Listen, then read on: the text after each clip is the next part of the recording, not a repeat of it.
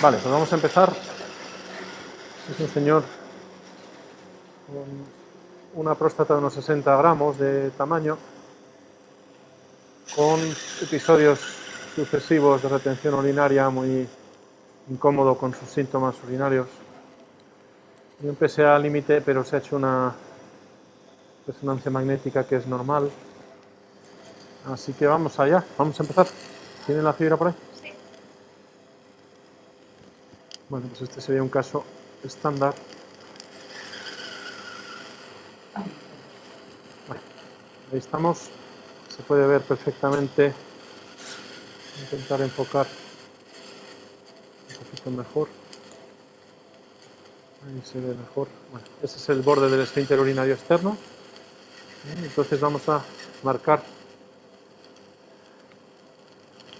a ver si pasa la fibra, la línea blanca.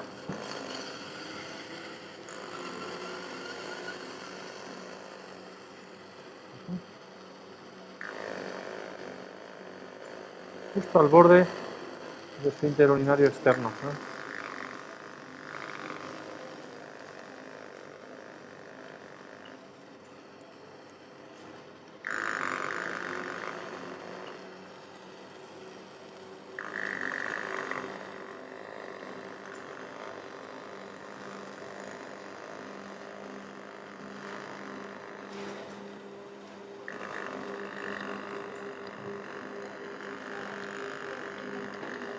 Esta línea va a delimitar perfectamente el ápex del esfínter urinario. Me gusta liberar las fibras que están aquí abajo, ¿veis? Para que cuando vaya a entrar al plano posterior no traccione sobre el esfínter. Es preferible cortar estas fibras que unen el ápex posterior al esfínter urinario, y de modo que ahora cuando vayamos a entrar a buscar ese plano tengamos un buen acceso y no hagamos daño al esfínter. Se puede hacer un acceso basado en energía, siguiendo este plano, buscando este plano, o se puede intentar hacer una maniobra de disección mecánica muy gentil, pero que descubra el plano. Muchas veces ese pequeño empujoncito ahorra tiempo y ahorra, digamos, dificultades. ¿Veis? Ahí se puede prever, se puede ver perfectamente dónde está el plano anatómico de disección. Ahí vamos a cortar sobre el verum montanum para unificar el plano posterior. Estamos usando la fibra Moses lumenis, que es una forma de modular el pulso bastante novedosa, que significa que en lugar de hacer pulsos únicos repetitivos, este láser ahora emite pulsos dobles. Estos dobles pulsos permiten que el primer pulso genera una burbuja de cavitación que ocurre tan rápidamente que no la vemos bien aquí, y el segundo pulso va a viajar por la burbuja llegando un poquito más lejos, de manera que el olmio, que tradicionalmente todos sabemos que se absorbe en el agua, va a tener un alcance un poquito mayor, y eso va a permitir que cuando estamos disecando el plano, no solamente estamos disecando el plano, sino que también parte de la energía va a coagular el lecho prostático. Entonces esa coagulación adicional que vamos a obtener va a generar una hemostasia un poquito mejor. Es el desarrollo del plano posterior. Ahí seguimos desarrollando este plano.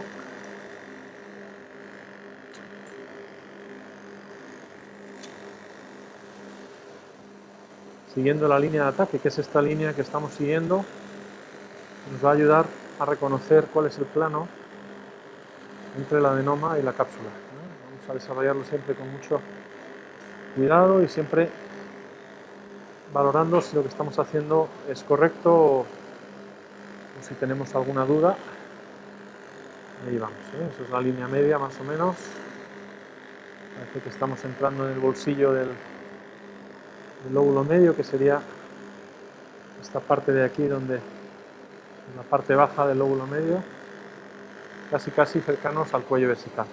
Entonces, si vuelvo para atrás, se puede ver perfectamente el contorno del esfínter. Entonces aquí vamos a hacer una pequeña incisión sobre la próstata, siguiendo la línea blanca, siguiendo esta línea que hemos marcado. ¿Pero para qué? Para hacer lo mismo exactamente que habíamos hecho abajo, que es cortar las fibras que unen el ápex con el esfínter, de manera que cuando vamos a buscar el plano anatómico correcto, hemos protegido el esfínter. Vamos a evitar que la mucosa del esfínter se desprenda, ocasionando incontinencia precoz postoperatoria. Sabéis que en muchas series de nucleación con láser de Holmio se ha publicado que había una incidencia significativa de incontinencia precoz postoperatoria, es decir, que el paciente experimentaba una incontinencia de esfuerzo que duraba una serie de semanas, y la explicación era dudosa. Para mí la explicación ahora está bastante clara, y es que con la técnica convencional se hacía la disección esta del lóbulo lateral en dirección ascendente sin mirar atrás, sin tener ningún cuidado por el esfínter urinario. Entonces generalmente se desprendía la mucosa del esfínter externo, y ese desprendimiento de la mucosa provocaba que el esfínter quedara respetado, pero sin mucosa. Por lo tanto, no podía ejercer su labor de cierre estanco, su labor esfinteriana. Y hasta que la mucosa no vuelve a crecer, no vuelve a desarrollarse, pues no se regana, no se vuelve a tener la continencia normal, ¿no? Entonces, con esta línea blanca lo que pretendemos precisamente es proteger la mucosa esfinteriana, y que al hacer la disección ascendente, ¿veis?, hacia las 12, hayamos sido muy precavidos al desprender el esfínter y lo protejamos perfectamente, protegiendo así también su función. Pues en nuestra experiencia la incontinencia postoperatoria es muy rara. Podemos ver casos de pacientes que tenían incontinencia de urgencia o por urgencia preoperatoria, pues que la siguen teniendo durante 2 o 3 meses, pero no tienen incontinencia de esfuerzo.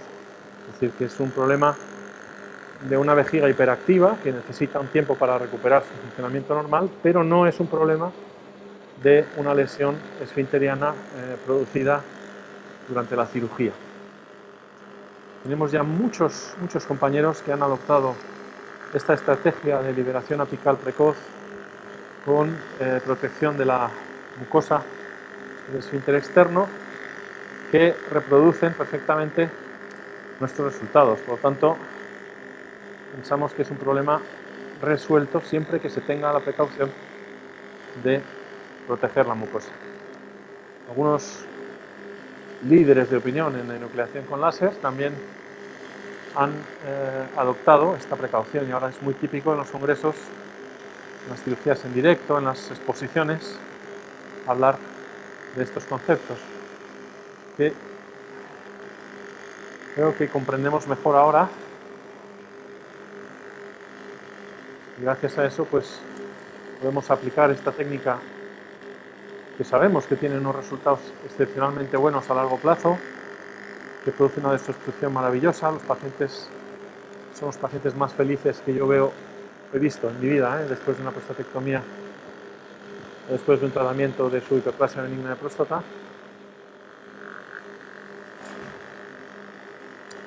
Y podemos hacerlo con la seguridad de que estos pacientes van a tener una continencia estupenda desde el principio.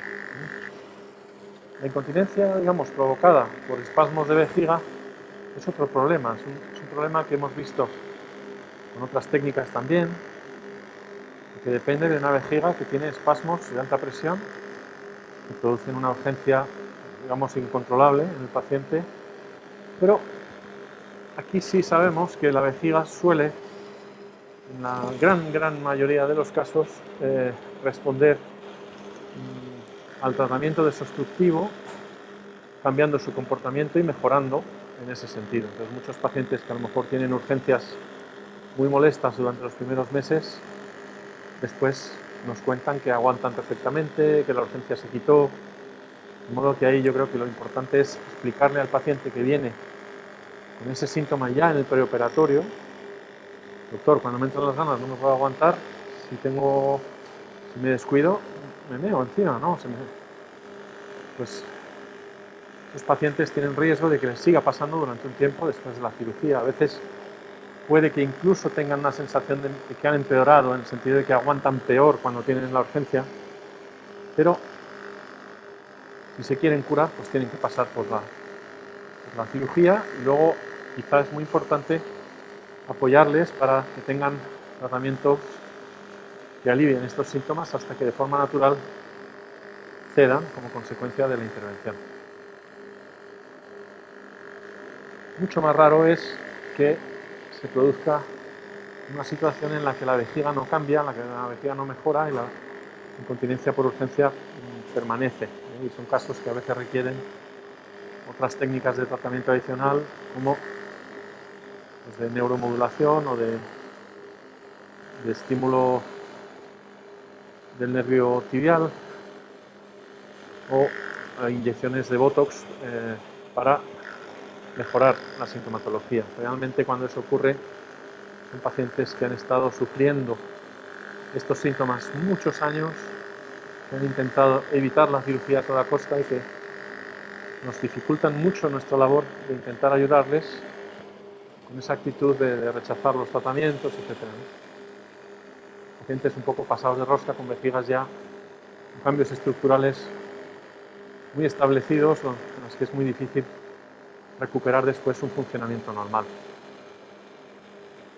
Por eso yo creo que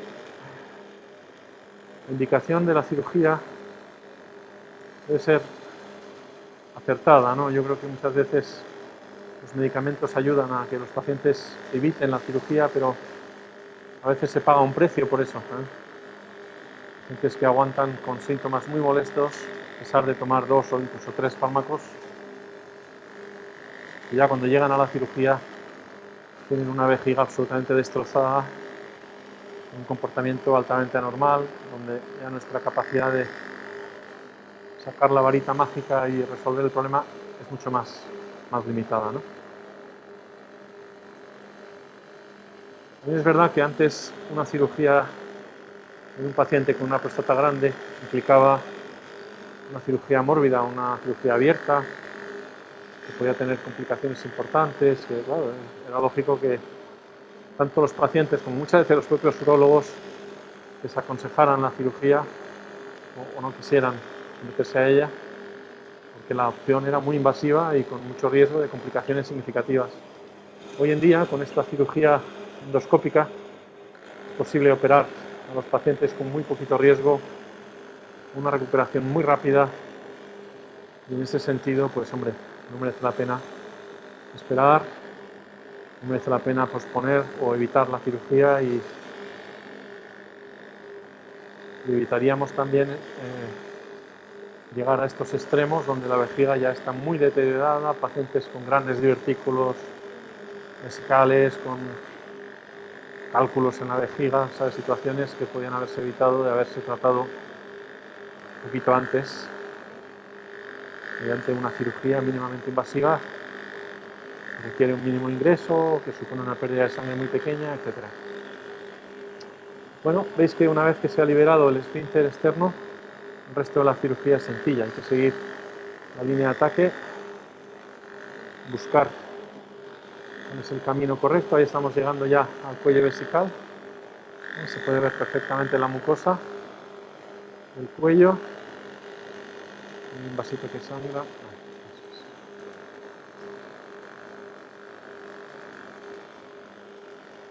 Vamos a circuncidar, incidir el cuello circunferencialmente, siguiendo la anatomía, a dejar un cuello bien abierto, pues, mucosa.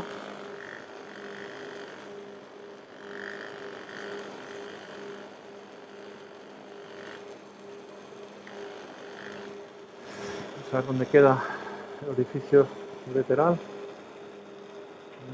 La impresión de que está un poquito lejos. Ahí está. No hay grandes problemas. Vamos a ver. Esto es esfínter externo. Aquí me he salido por un momento. Y estoy llegando al cuello vesical por el otro lado. ¿Veis? Este es el otro lado. Vamos a ver por dónde quiere ir esto. Sigo haciendo la disección en dirección a las fibras del cuello. Toda la parte anterior ya se ha liberado. Estoy bajando por el cuello en este lado. Fijaos qué maravilla el sistema Moses, qué coagulación tan excelente proporciona, de manera que podemos concentrarnos en la disección sin preocuparnos tanto de tener que mantener una hemostasia cuidadosa, ¿no? Aquí estamos. Ahí está el otro orificio ureteral. Ya solo nos queda estas uniones a las 6, porque si vamos hacia un lado vamos a ver el cuello y si vamos hacia el otro también. Entonces hay que seguir la disección pegándose mucho al adenoma anteriormente, ¿veis? Hay que estar con la fibra muy pegada al adenoma para cortar precisamente las fibras que unen el adenoma al cuello, que ahora empieza a ser un cuello que cambia bruscamente de dirección. Se hace un cuello casi vertical y por lo tanto tenemos que hacer una disección de esta parte ascendiendo, pero no penetrando, no queremos cortar el cuello, no queremos entrar en el espacio retrotrigonal. De modo que aquí con mucho cuidado, subiendo, a ver si llegamos a ver el cuello y permanecer con la fibra muy en contacto con el adenoma, ¿lo veis? Para que las fibritas que unen el adenoma con la cápsula se separen, pero que nuestra energía no penetre en la cápsula. Ahí vamos. Eso sería otra vez un poquito de la parte posterior.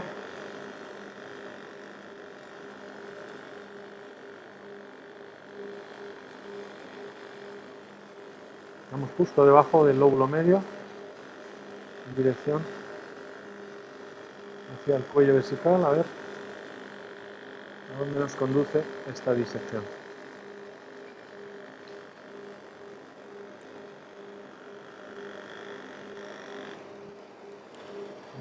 Veis que está el cuello vesical.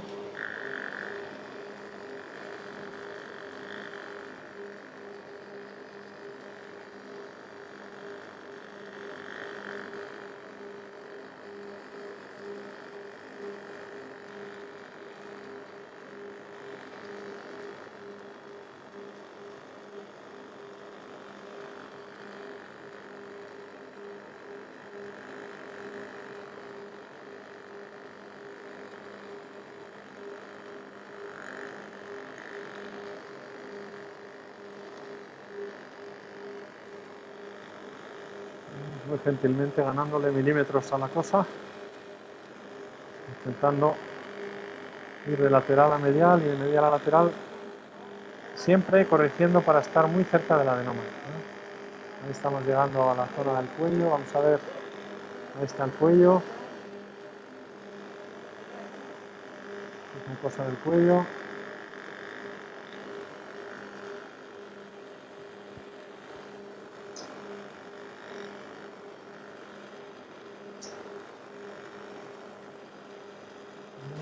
Aquí es importante ganar milímetros y volver a ir al otro lado para hacer desde el otro lado lo mismo, la misma maniobra de bajar en dirección a la línea media y terminar la disección completa del adenoma. Veis que es una técnica muy rápida, extremadamente segura, y en un momentito vamos a terminar con la morcelación. Tendremos una sonda que quitaremos mañana y el paciente podrá ir a casa sin el miedo a entrar en retención urinaria, que es un miedo que este paciente tenía después de 3 episodios, y sobre todo con la esperanza de mejorar significativamente la calidad de vida.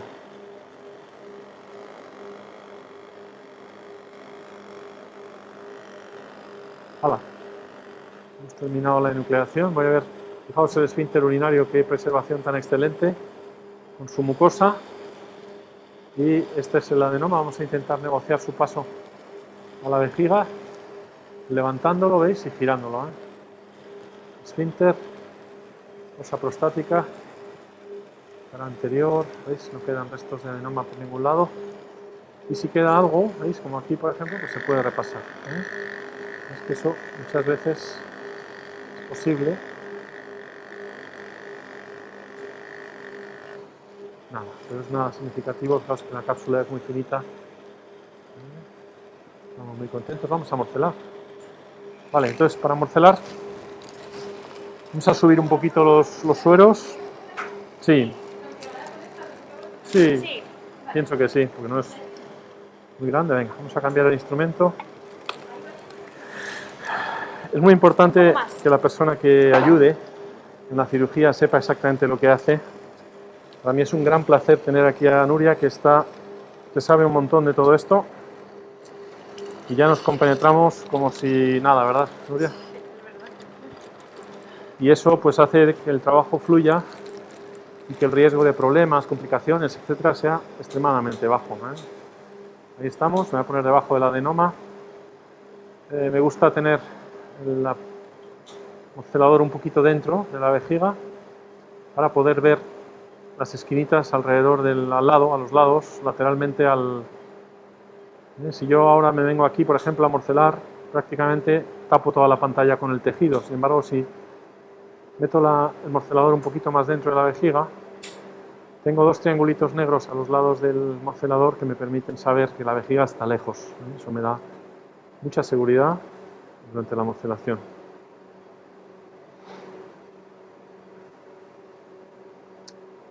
La morcelación con estos morceladores rápidos es fantástica porque no dura mucho, de manera que podemos hacer estas cirugías en un tiempo bastante corto, bastante récord, con mucha seguridad. Y por eso, cada vez que oigo que alguien dice que la RTU, que tiene un papel, que no sé cuántos, digo, hombre, sí, puede tener un papel, pero realmente la RTU no es mejor que esto. No es posible hacer una extirpación tan anatómica del adenoma con RTU. El sangrado es mayor con RTU, el sangrado posoperatorio es mayor, el tiempo de sondaje es mayor. Realmente no encuentro dónde puede haber una ventaja a la RTU en relación con esta modalidad de tratamiento. Es verdad que hay que aprender a enuclear, es verdad que hay que hacer una inversión inicial, pero luego realmente las complicaciones son mínimas. Los pacientes están en el hospital menos de 24 horas. Son pacientes que vienen a revisión años después y orinan estupendamente como el primer día. Realmente el PSA baja por debajo de 1, de manera que en muchas ocasiones es una cirugía que resuelve muchos problemas y muchas preocupaciones, y realmente no conozco a nadie que se dedique a esto que vea pacientes infelices o desgraciados. Es verdad que esta cirugía acaba con la eyaculación externa, pero muchos pacientes refieren una función sexual estupenda, un orgasmo estupendo, y no veo yo que sea un drama, sobre todo cuando hay una indicación clara de desobstrucción endoscópica. Bueno, pues hemos terminado. Y muchas gracias por la atención y por la ayuda.